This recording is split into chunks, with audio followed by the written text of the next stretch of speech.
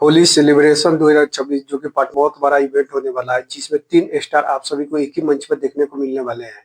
भोजपुरी से खेसारी लाल यादव और बॉलीवुड से आप सभी को लोकेश कटारिया और हरियाणा एक्टर एल्विश यादव आप सभी को एक ही मंच पर देखने को मिलने वाले हैं, जो कि बहुत बड़ा इवेंट होने वाला है। ये शो 1 मार्च को शाम को 6 बजे संघारी पैलेस पटना में होने वाला है, जिसका लाइव बुकिंग चालू हो चुका है। आप लोग अगर इस शो में जाना चाह रहे हैं तो टिकट जरूर बुक करा लें। क्योंकि यहाँ पे बहुत बड़ा धमाल होने वाला है, क्योंकि तीनों स्टार आप सभी को एक ही मंच पर देखने को मिलेंगे। खेसारी लाल यादव का फैन फॉलोइंग और एल्विश यादव का फैन फॉलोइंग आप सभी को पता ही है कितना है। और ये शो में आप सभी को भरपूर इंटरटेनमेंट मिलने वाला है, क्योंकि 3 सुपर स्टार आप सभी एक ही स्टेज पर देखने को मिलने वाला है। जो भी लोग अगर इस शो में जाना चाह रहा है, वो अपनी टिकट बुक करना चाह रहा है, जाकर टिकट जरूर बुक कर ले।